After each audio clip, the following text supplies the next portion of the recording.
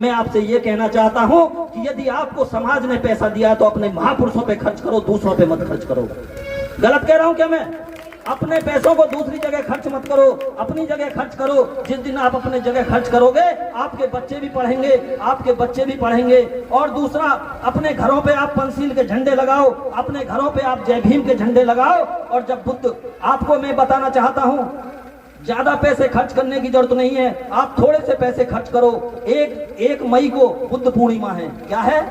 बुद्ध पूर्णिमा, बुद्ध का जन्म है। बुद्ध पूर्णिमा के दिन खीर बनाओ। अगर कार्यक्रम भी नहीं होता है तो अपने घरों में खीर बनाओ और सफेद कपड़े पहनो, अपने बच्चों को पहनाओ, जो लोगों को लगे कि आप कौन हैं, आप बौद्ध हैं। अपनी पहचान बनाओ, अपने संस्कार बनाओ, रीति रिवाज बनाओ, तभी आपकी पहचान होगी। इसलिए बाबा साहब बौद्ध धर्म देकर गए थे, और बाबा साहब की अंतिम इच्छा बौद्ध धर्म की ले लो दीक्षा। ये नारा लगाते हैं ना कि बाबा साहब की अंतिम इच्छा बौद्ध धर्म की ले लो दीक्षा। जब तक आप बौद्ध धर्म नहीं अपनाओगे तब तक कोई फायदा नहीं है। आप गीत गाएं, आप गीत गाने का इस साथ एंजॉय करें। और क्योंकि मैंने काफी लंबा समय ले लिया, और बस केवल इतना ध्यान रखें कि जो बाबा साहब ने कुर्बानियां दी हैं, उनकी पत्नी ने कुर्बानियां दी हैं, उन्होंने जीवन पर्यंत संघर्ष किया है। वो 18-18 घंटे पढ़ते थे, रात को समाज के लिए रोते थे, वो बीमार भी थे तब भी वो रोते थे और तब भी वो पढ़ते थे। तो ऐसे बाबा साहब अम्बेडकर, आप भी गर्व करो, मैं भी गर्व करता हूं कि मैं बाबा साहब की संतान हूं। गर्व करने वाली बात है,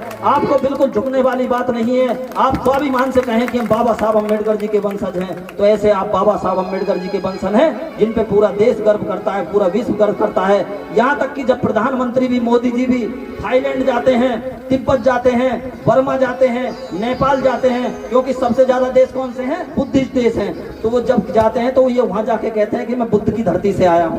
तो इसलिए बुद्ध धर्म को ग्रहण करें, बुद्ध के मार्ग पर चलें। और मैं महाराज सिंह जी का बहुत बहुत धन्यवाद करूंगा कि मैं पिछली साल भी आपके यहाँ आया था। बहुत मेहनती व्यक्ति हैं, लगातार बार पिछली बार भी उन्होंने जो परमिशन का प्रयास किया था, नहीं हो पाई थी, इस बार हो पाई है। और मैं महाराज सिंह जी से और हमारे प्रधान जी हैं, क्या नाम है, हुकम सिंह जी, मैं गुजारिश करूंगा कि जो आपने जयंती बनाई है, अगले आने वाले समय में इस अपनी डॉक्टर अम्बेडकर जन्मोत्सव समिति को रजिस्टर्ड कराएं।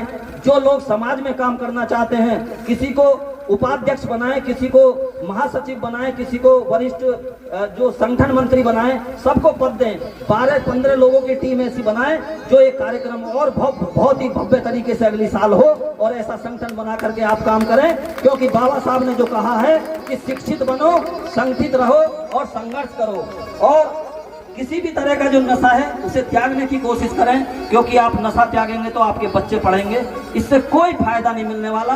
ये किसी की बुराई नहीं है, आपके लिए अच्छाई है। बाद में आपको जब बुजुर्ग हो जाते हो, जब हाथ पैर चलने बंद हो जाते हैं, इस बात का एहसास जब होता है। हमारे बच्चे भी गालियां देते हैं जब, क्योंकि वो पढ़ नहीं पाते, और वो कहते हैं कि मेरे बाप ने मुझे पढ़ने नहीं दिया। इसलिए इस बात को बड़ा ध्यान दें, नशाखोरी को बंद करें। गुटखा, तंबाकू, बीड़ी, सिगरेट और शराब, इसका नशा ना करें। अगर आप इससे दूर रहोगे तो आप वास्तव में आप जो प्रगति करोगे, मान सम्मान मिलेगा आपको, और आपके बच्चे आगे बढ़ेंगे। मैं बस इतना कहूंगा कि मैं मर जाऊं तो बस मेरी इतनी पहचान लिख देना, मैं मर जाऊं तो बस मेरी इतनी पहचान लिख देना, खून से मेरे माथे पर जय भीम लिख देना। अगर कोई पूछे जन्नत के बारे में, तो कागज के टुकड़े पर एक भारत का संविधान लिख देना, भारत का संविधान लिख देना। नमो बुद्धाय, जय भीम, जय भारत, जय संविधान, जय काशी राम। करुणा के सागर भगवान बुद्ध को नमन करते हुए, तथागत बुद्ध को नमन करते हुए, बोधिसत्व, भारत के संविधान निर्माता, सिंबल ऑफ नॉलेज बाबा साहब भीमराव अम्बेडकर जी को नमन करते हुए, मैं और बहुजन समाज में जन्मे सभी संत महापुरुष, चाहे संत रविदास हैं, चाहे संत वाल्मीकि हैं, चाहे ज्योतिबा फूले हैं, माता रमाबाई हैं, सावित्री बाई हैं, जितने भी महापुरुष हैं, सबको नमन करते हुए मैं केवल इतना कहूंगा, आप एक बात याद रखना, जो बार वो चिल्ला के कह रहे हैं। 13 तारीख से प्रशांत कमली जी लगातार काम कर रहे हैं, उनकी टीम काम कर रही है। तो मैं आपसे इतना कहूंगा कि जब पैदा हो बच्चे तो धरातल भीम का हो, जब आंख बंद हो तो सहारा भीम का हो। जब पैदा हो बच्चे तो धरातल भीम का हो, जब बंद हो आंख तो सहारा भीम का हो। लेकिन एक पीढ़ी भी मिट जाए कोई गम नहीं, लेकिन मरते वक्त हर जुबां पे नारा भीम का हो, हर जुबां पे नारा भीम का हो। ये हमेशा याद रखना आप, क्योंकि बाबा साहब अम्बेडकर की आप संतान हैं। और आपको गुरूर करना चाहिए अमेरिका ये कहता है कि बाबा साहब अम्बेडकर अगर हमारे देश में पैदा हुए होते तो हम उन्हें सूर्य नमस्कार करते। वो तो इस देश की विडंबना है कि इस देश में जातिवाद कूट कूट के भरा है। जातिवाद इतना भरा है कि चाहे पैरों में चप्पल नहीं है लेकिन जातिवाद दिमाग में रहता है। ऐसे बाबा साहब अम्बेडकर जो आपको मान सम्मान दिला के गए, लेकिन बाबा साहब अम्बेडकर ऐसे ही बाबा साहब नहीं बने। जो माताओं बहनों में बता दूं, उनकी पत्नी थी माता रमाबाई। कौन कौन जानता है उनकी पत्नी का नाम? हाथ खड़ा करो। उनकी पत्नी थी रमाबाई। रमाबाई पढ़ी लिखी नहीं थी, लेकिन बाबा साहब के लिए रमाबाई ने इतना संघर्ष किया। बाबा साहब की एक बेटी थी इंदु, बहुत सुंदर बेटी थी। बाबा साहब उस समय लंदन में पढ़ रहे थे। जब लंदन में पढ़ रहे तो बाबा साहब के पास पैसे खत्म हो गए थे, और जब पैसे खत्म हो गए तो उन्होंने अपनी पत्नी को पत्र लिखा, और पत्र में लिखा कि रमा, मेरा यहाँ कोई मित्र नहीं है, मेरे पास पैसे खत्म हो गए हैं, मैं पढ़ नहीं पा रहा हूँ। तो माता रमाबाई के पास पैसे कुछ जोड़ के उन्होंने रखे थे। माता रमाबाई उस समय गलियों से जो गोबर होता है उसे बीनती थी और उसे पात के उपला पात के उसको बेचती थी। उस समय माता रमाबाई की बेटी इंदु बीमार थी, लेकिन माता रमाबाई ने सोचा कि बाबा साहब समाज के लिए लड़ाई लड़ रहे हैं, लंदन में है, उनका कोई नहीं है। और बाबा साहब ने लिखा कि रमा, मैं यहाँ पर जो ब्रेड है वो पानी में भिगो भिगो के खा रहा हूँ। ऐसे बाबा साहब थे, पानी में भिगो भिगो के रोटी खा रहे थे, ब्रेड खा रहे थे। वो हमारे लिए खा रहे थे, आपके लिए खा रहे थे। तो माता रमाबाई ने अपनी बेटी का इलाज नहीं कराया, लेकिन बाबा साहब अम्बेडकर को पैसे भेजे और इलाज के अभाव में उनकी बेटी खत्म हो गई। ये ताली बजाने वाली बात नहीं है, सुनने वाली बात है। मैं इसलिए बात कह के जा रहा हूं क्योंकि इसमें दिन में भी चर्चा चल रही थी। गांव में बहुत सारी कुरीतियां पैदा होती हैं। बहुत सारे लोग ऐसे होते हैं जो अपने बच्चों का ध्यान नहीं रखते, जो पूरे दिन कमाते हैं, मेहनत करते हैं, मजदूरी करते हैं, दूसरों के खेतों में काम करते हैं, ईंट पत्थर तोड़ते हैं, और रात को एक शराब का पौवा लेकर के आ जाते हैं और बच्चों को रोटी नहीं मिलती, बच्चों को किताब नहीं मिलती। मैं अक्सर कहता हूं कि एक शराबी को शराब के लिए पौवा मिल जाएगा, लेकिन बच्चे के लिए कोई किताब के लिए पैसे नहीं देता। ये बड़ी विडंबना है इस देश के अंदर।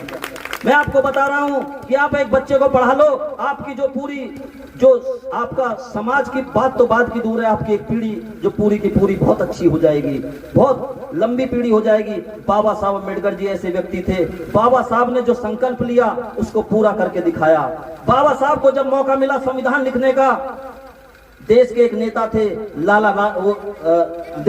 लाजपत राय, उन्होंने ये कहा था कि मैं बाबा साहब जब संविधान सभा में तुम आओगे, दरवाजे तो क्या मैं तुम्हारे लिए खिड़की भी बंद कर दूंगा, लेकिन तुम्हें संविधान सभा में नहीं आने दूंगा। लेकिन बाबा साहब के अंदर वो कुव्वत थी। बाबा साहब गए और बाबा साहब ने 2 साल 11 महीने और 18 दिन मेहनत की और भारत का संविधान लिखा। ये गर्व की बात है, ये गर्व की बात है।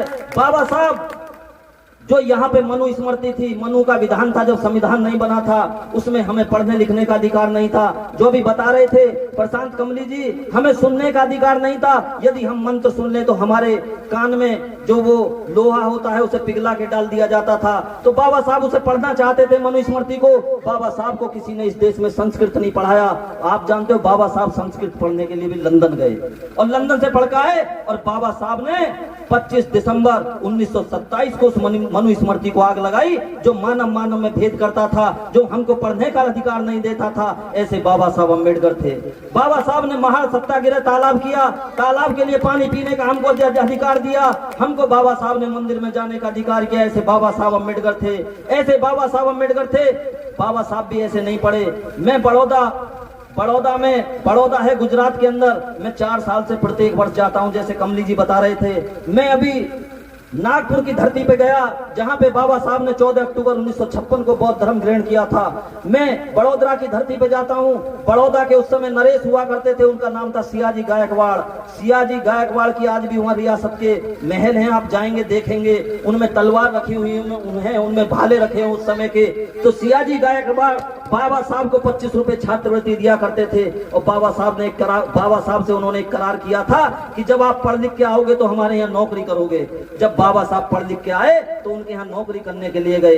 लेकिन बड़ी विडंबना थी, बाबा साहब लंदन से, अमेरिका से, विदेश से पढ़ के आए, लेकिन बाबा साहब जब उनकी रियासत में नौकरी कर रहे थे तो उनका चपरासी भी दूर से लकड़ी में फाइल बांध के देता था, और बांध के जब देता था तो बाबा साहब कहते थे कि भाई ये बता कि मैं सूट बूट में हूँ, मैं पढ़ लिख के विदेश से आया हूँ, मेरे पास 32 डिग्रियां हैं, तो मुझे इतनी दूर से क्यों देता है। तो चपरासी ने कहा था कि बाबा साहब आप पढ़ लिख बेशक गए हो, आप सूट बूट बेशक पहनते हो, लेकिन आप अछूत हो, आज भी हम कितने भी टैलेंट हैं, आप कितने भी आपके अंदर टैलेंट हैं, लेकिन जब कोई उसकी बात आती है, मान सम्मान की बात आती है, स्वाभिमान की बात आती है, तो कहीं ना कहीं जातिवाद बीच में आ जाता है।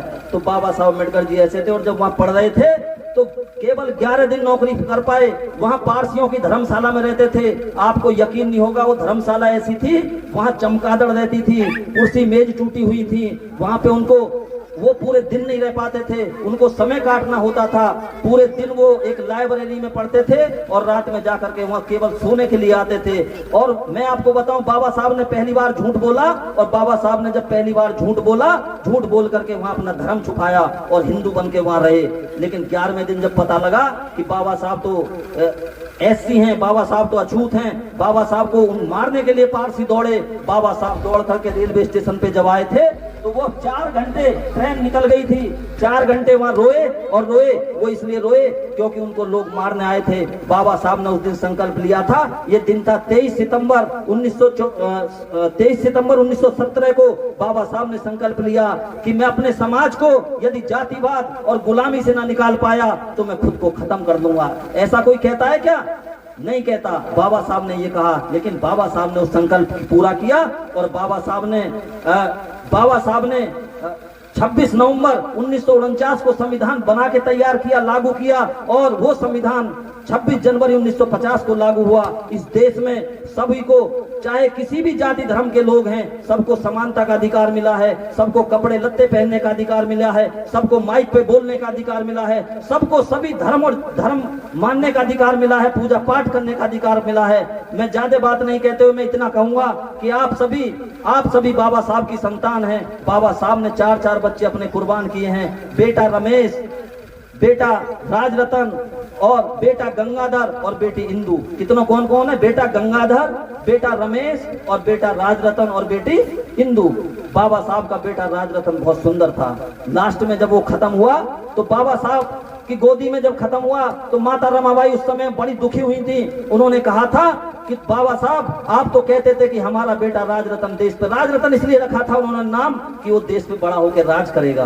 तो बाबा साहब से दुखी होकर कह रही थी कि बाबा साहब आप तो कहते थे कि बेटा राजरतन इस देश पे राज करेगा, लेकिन इसने भी दम तोड़ दिया। मैं तो आपकी समाज लालसा से बहुत तंग आ गई हूँ। तो उस दिन बाबा साहब ने कहा था कि तू रमा चिंता मत कर, तेरे 4 बच्चे खत्म हुए हैं, लेकिन मैं इस देश में ऐसा काम करके जाऊंगा, ऐसा काम करके जाऊंगा, जो भी कोई बेटा या बेटी किसी माँ की कोख से पैदा होगी इस देश पे राज करेगी, इस देश पे राज करेगी। और वो सच बात है। आज एक आदिवासी महिला द्रौपदी मुर्मू इस देश की राष्ट्रपति हैं। ये आपके लिए स्वाभिमान की बात है कि इस देश में मुख्यमंत्री मायावती बनी, इस देश में प्रधानमंत्री इंदिरा गांधी बनी, इस देश में कल्पना चावला आसमान में उड़ के गई। ये केवल और केवल बाबा साहब अम्बेडकर की देन है। तो मैं केवल इतना कहूंगा, क्योंकि आप एंजॉय करने आए हैं, आप एंजॉय करें, नाचें गाएं, वो भी अपना गला फाड़ फाड़ के संगीत के माध्यम से केवल आपको समझाने का प्रयास कर रहे हैं कि बाबा साहब अम्बेडकर जी ने क्या क्या त्याग किए। बाबा साहब अम्बेडकर जी ने एक बात और मैं कहूंगा कि बाबा साहब ने जब जातिवाद उनके साथ हुआ था तो बाबा साहब ने 1935 में ये कहा था, एवला की धरती पर वो बहुत दुखी थे और परेशान थे। उन्होंने कहा था कि हिंदू धर्म में पैदा होना मेरे बस की बात थी, लेकिन हिंदू धर्म में मैं ना मर सकूं ये मेरे बस की बात नहीं है। तो बाबा साहब ने 1935 से लेकर 1956 तक सारे धर्मों का अध्ययन किया, और बाबा साहब के पास हिंदू भी आए, बाबा साहब के पास मुस्लिम भी आए, सिख भी आए। सभी ने कहा कि बाबा साहब हमारा धर्म ग्रहण कर लो, लेकिन बाबा साहब ने 14 अक्टूबर 1956 को कौन सा धर्म ग्रहण किया? बौद्ध धर्म। बौद्ध धर्म इसलिए किया कि बाबा साहब ने देखा कि बौद्ध धर्म जो इसी मिट्टी का धर्म है, बौद्ध धर्म जहां आप खोदोगे, चाहे बौद्ध गया चले जाओ, चाहे आप सीरपुर चले जाओ, चाहे आप संकीसा चले जाओ, आप जिस जगह भी जाओगे पूरे भारत में बुद्ध ही बुद्ध निकलेंगे। तो बाबा साहब ने बुद्ध धर्म अंगीकार किया। मैं आपसे एक